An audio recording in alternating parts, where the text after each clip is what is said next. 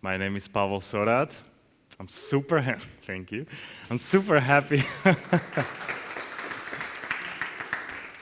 I'm super happy to be here at OpenSlava.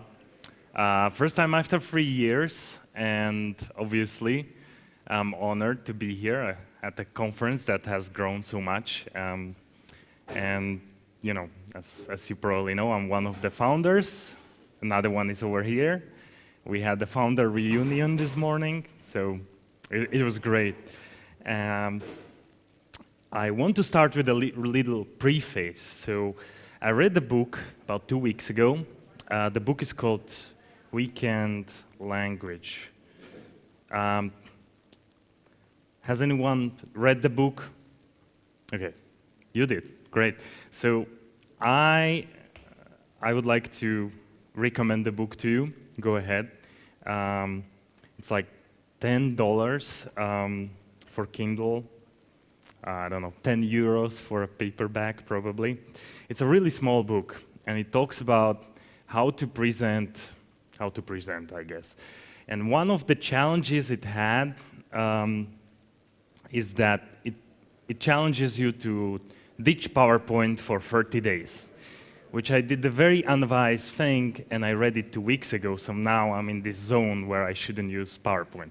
So you'll see today a no PowerPoint presentation. There will be a little bit of cheating, you'll see how, but as such, I don't have slides. So what we'll do, we'll be searching for stuff, we'll be showing some some tools being used in action. So,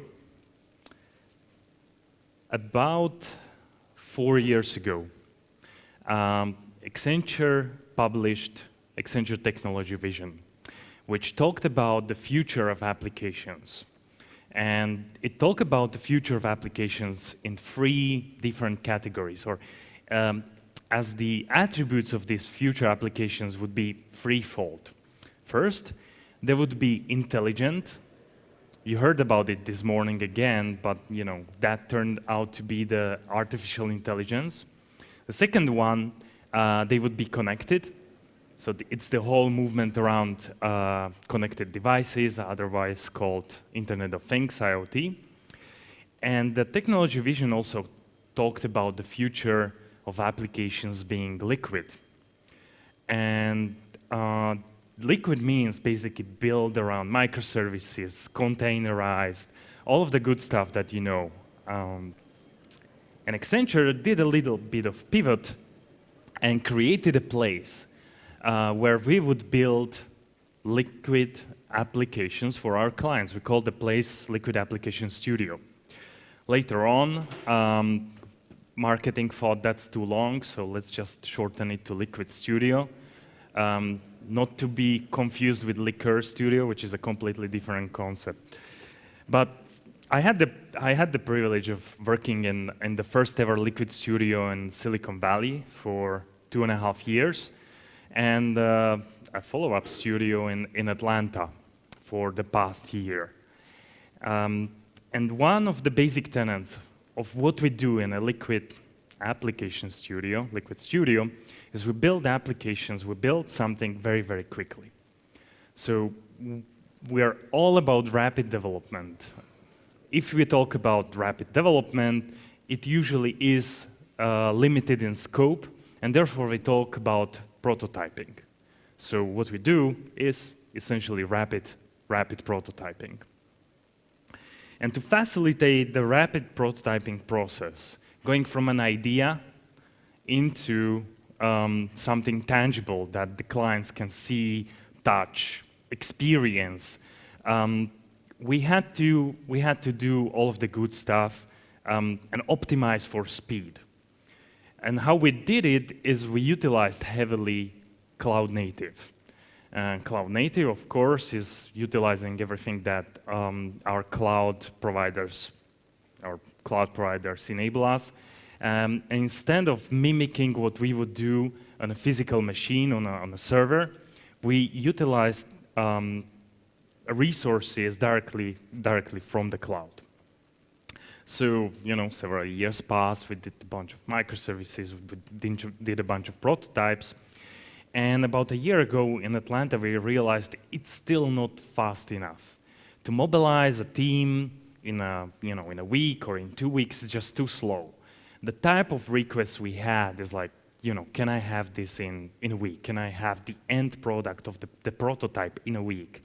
Can I have it in a couple of days? Couple as in 2.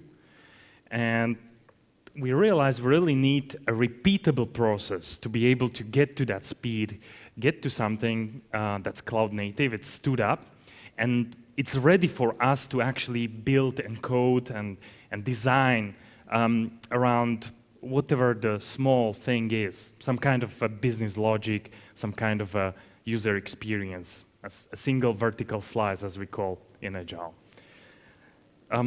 So what we did is we started observing what are the type of things we do. And you heard Matt Lancaster talk about red architectures last year. You heard about, maybe some of you heard about it today. So we got this red-inspired architecture put in place. And we found a way how to instantiate, to create this cloud architecture in the cloud very, very quickly, using infrastructure as a service. Infrastructure as code, infrastructure as code. So we looked at different tools, and we landed on a tool called Terraform. So we haven't heard about it. Let's see, who has heard about Terraform? Okay, great. So when I was rehearsing this, I also tried Terraform Mars, which is a completely different concept, but I like the image, so that's that. And if we go back to the main topic here, we use Terraform to capture the type of architecture we want to instantiate very, very quickly using this Terraform. So we created a whole, embedded this idea into kind of, I hope, easy to use way how to do that. And we started classically with using design thinking, getting to the how would we call this, and we landed on a thing called Tikara. Tikara stands for the Intelligent and Connected Applications Runtime Architecture. And what we are able to do, Tikara, is to get to the get the setting up the environments out of the way quickly, but also since it's a microservices-based architecture that has kind of like a event-driven system at the heart of it, we also built kind of a offering around it. Although offering might be a strong word, but we say, oh look, we can build this, but we also want to put 2 ideas together. So the motivation for that actually was that all around Accenture, we have all of these great ideas popping up, and none of them talk to each other. So utilizing this, which is actually, there's nothing really new about it, it's how we just execute it. We're able to put 2 ideas that talk to each other, or two assets that talk to each other very quickly. So apart from just the classical, the engineering piece, we also built a landing site, so it's tikara.accenture.com, and some executive deck or site, so you can go and present it to your executives or your partners within or outside of Accenture. And then we decided to put it in action and sometimes show it. So let me say one more thing. So apart from the cloud, it's also the ecosystem of documents around what type of architecture we created. So we have the reference architecture, but also standards attached, which I'll show you. We utilize in our for our purposes, we mostly utilize Terraform as a one-way creation, but you also can, update it and have it run again. It would generate only the cloud-native resources that are new, kind of, to the configuration. And we have some templates and 2 ready applications. So if I want to get started with Tikara, I need some money, but that's just for purposes of attracting, potential investors. All I need to do is actually go to this Tikara configuration portal. So bear with me. This is the live coding, or as I call it, live clicking version, or the part of the presentation. But we wanted to make it as easy for anyone in the Liquid Studios, but also anywhere at Accenture, to be able to run this. So how this works is that there's a AWS environment. In this case, we use AWS, but with Terraform, with some changes to your configuration file, you can have it run on Azure or on a Google Cloud Platform. But in our case, it's AWS. So we're utilizing heavily AWS cloud-native resources, as you'll see in a moment. So we wanted to enable folks at Accenture to run this by themselves, and we'll do exactly that. So this is a portal that's behind the single sign-on. So as an Accenture employee, you have to sign on to your portal, but this is where you'll be able to land. And also what we have as a single sign-on is the cloud environment for which will be where all of these resources will be created. So we call it the target cloud environment. There's also a source cloud environment where all of the configuration files live. You don't need to know anything about that. That's the beauty. You only care about where my stuff gets created, where my stuff gets stood up.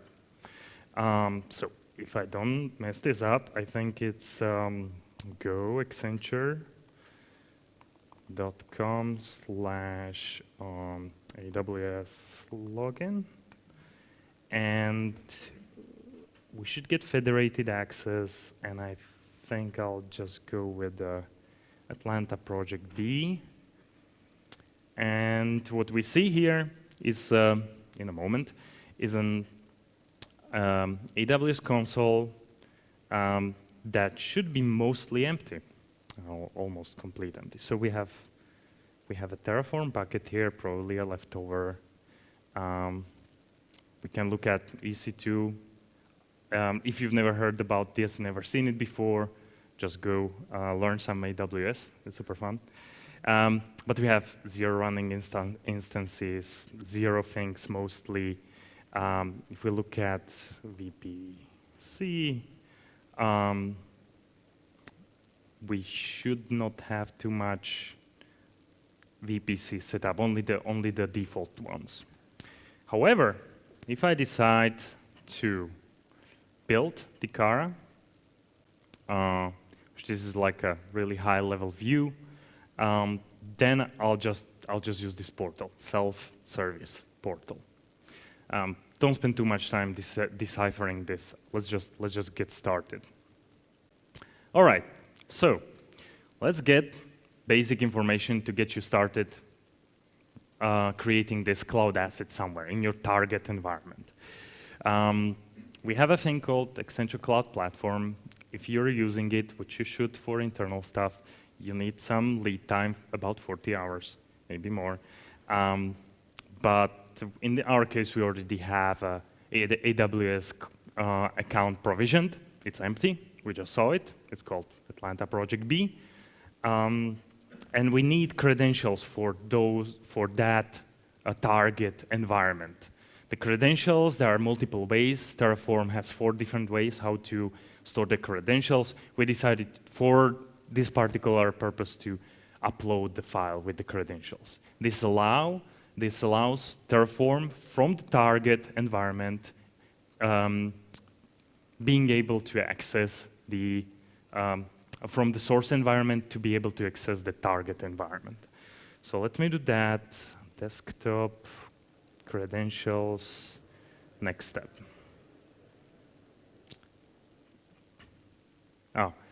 Sorry. And we need a code name for our project. As you know, naming variables is the hardest part of any programmer's job. So what we did is we created a little helper, which is a random code name generator. So if you see it here, I asked this API, and it would tell me a random name. Imagine West Side, Emerge West Side, Scalable, Old Fort Worth. These are all places in Atlanta. Shaping Skyline, PB Linux. But I'm pretty sure we're very capable of building our own code name. So I would like to ask 2 volunteers here. 2 volunteers. Volunteer number, okay, there. Your favorite color? Purple, great. And then second volunteer. All right, your favorite animal? Lion. Okay. And then another volunteer. That's too short though. Okay, there you go. So your favorite sport? Ice hockey? Okay, so let's do this. This is important, by the way, because it will show that I couldn't have known this before, right? So I couldn't have created all of that beforehand. So it's purple, lion, hockey, ink, short hockey, purple lion hockey. Okay, sounds like a Canadian hockey team. So we have a region. Let's just keep that. But here we have several things which you can go just by the default. You can click through this in 17 seconds, maybe less. But also you can, we did a bit of customization that you can do here. So, okay, what is it, Pavol, that we're talking about in terms of compute? And here's my cheating with no slides, but obviously it's an image of some sorts. This is the way how we look at the compute part. So we have an API gateway on top. The 2 names over there should be in reverse, should be changed. So it's the S3 buckets, and then we have lambdas. And I could possibly, do a custom compute layer, but let's just go with the default, which is the one you see over here. And on the next step, again, we have default Tikara network, which again is we have a public subnet, a private subnet. We have 3 environments: development, test, and stage. And then we have a Bastion server here, which I won't explain in this presentation, and an ad gateway. And then 2 availability zones and 1 internet gateway. So when you get more into the AWS, you might change that. But if you don't, and you don't know, you still can go ahead and instantiate a default network, which is my case here. The same with the databases. We have a bunch of databases that we instantiate here. In our case, it's RDS Aurora, it's Elastic Edge, and DynamoDB. In those configurations, in 2 availability zones, and the DynamoDB as a cloud-native resource, kind of on the side in a private subnet. So, okay, I don't know what you're talking about, Pavol. I trust you. It's just go with default. And again, we have some users in the system, and we're utilizing cloud-native again resources. We have an IAM set up for 4 different roles. So here we go. Just look at stuff. Code name, Purple Lion Hockey. Everything's default. We're already executing. So it's already running. All of the things are already being set up. So by the time this ends, and when it ends, Let me tell you a story how we used it. There are several projects we were able to utilize this for. Obviously, we created some custom before we came up with this idea that we really needed. But for a very large products company, we were able to build their prototyped customer engagement portal in 3 days. And that's because we spent zero time preparing the infrastructure. What this creates, I hope it will execute correctly. It also creates an instance of a basic Angular app. So you have a front end, you have a website you can go and click to. And what we did, we just replaced that with an export from a designer tool, and that was basically it. What the client wanted to see were two things. Can we hit their API and get data into the front end? They didn't care about how it looked. And show me the the details. So they went and we clicked on each of those AWS, kind of groups, the compute, the databases, because they didn't believe we were able to set it up so quickly. Here's a catch, or here's the value. To do this as an experienced AWS architect, set up all of the VPCs correctly, not make any mistakes in the CEDAR ranges for your subnets. So all of the subnets are, airtight in terms of which one can only allow you to go to which one. Set up the Bastion server, the gateways, all kinds of. Manually, we made a test, and we just sat at Accenture, you would know, a level 7 architect, AWS architect, and it took little less than 2 weeks to replicate this. So what we're seeing is that in about 15 minutes, we're able to do the same thing that the experienced architect can replicate with no mistakes, some kind of a peer review in about 2 weeks, less than 2 weeks. Depends on how many times did they do it before. Another one that we did is we had a startup come to Atlanta. This is an interesting startup.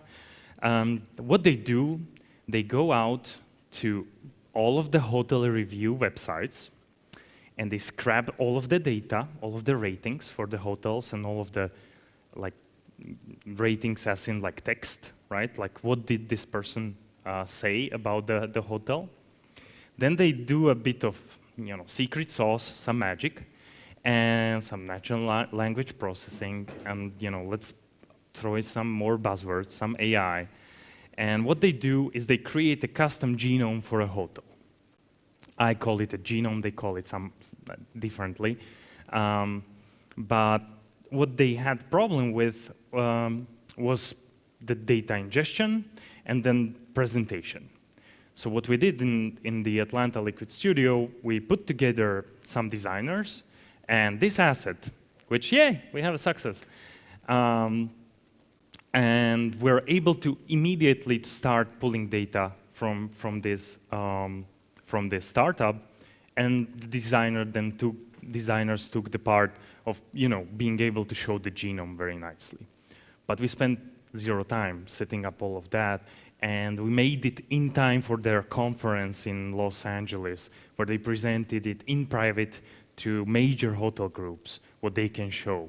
And that was a great success for Accenture as well as a sponsoring party.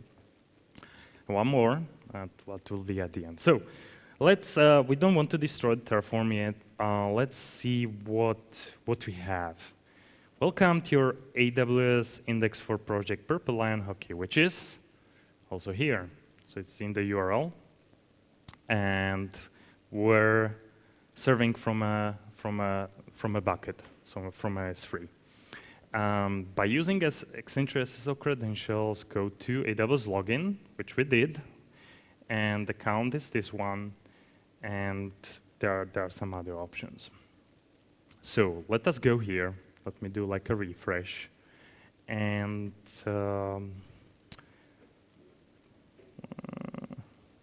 what do we want to see? What did we say we created? Do we have some EC2s? No. Maybe, yeah, okay, thank you so much.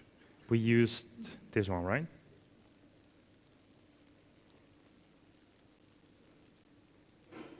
Okay, we have 3 running instances. Purple, Purple, okay, Nexus, and we have a Jenkins. We have a bunch of other services. We have the VPCs, hopefully here. If I go to subnets, we have a bunch of subnets created, and you didn't see me create all of that. You gotta trust me because I showed you a different region, correct? Yes, I know. But we could destroy this and then run it again if you want in about 15 minutes. So basically, to recap, this thing enables us to do an amazing speed to an actual prototype, and it enables us to one more thing, and that is taking this account, which we keep a bunch of empty accounts on hand, and hand it over to the client. So dear client, what you just saw, and what you just saw is a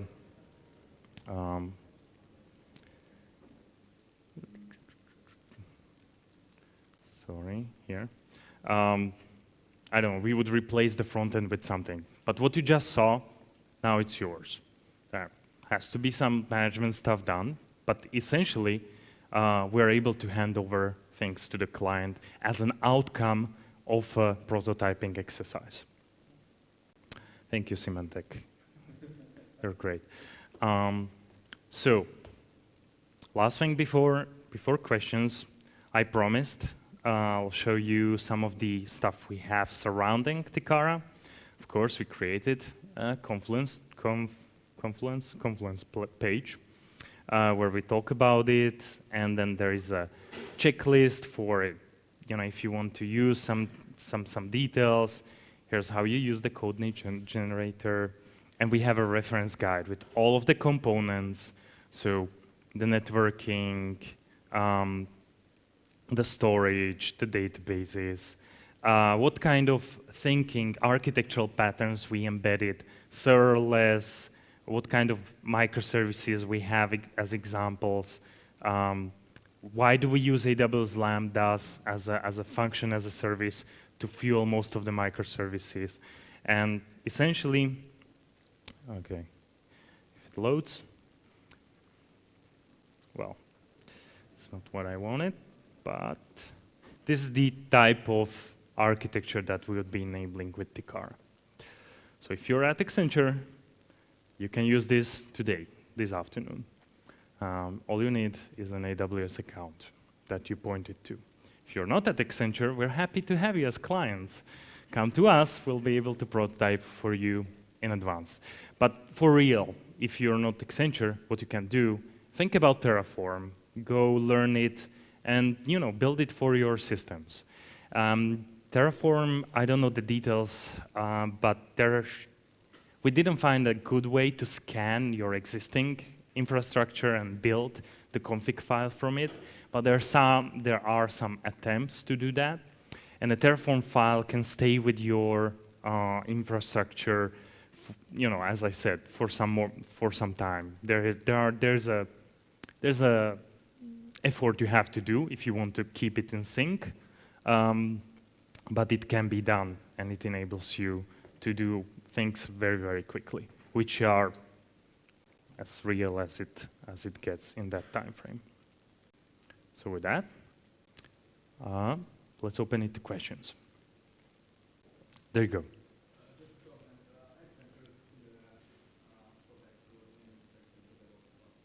Yeah.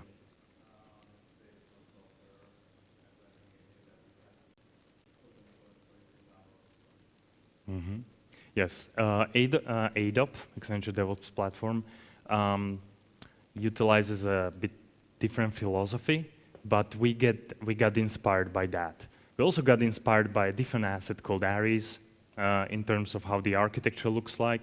Although we don't instantiate Kafka in the middle, we have Kinesis to be the event-driven system in the middle, which Max talked about to have data as your integration, so that would be that. Anyone else? Well, questions are the last thing that keeps you from getting some beer, so if that's that, thank you for attending. Just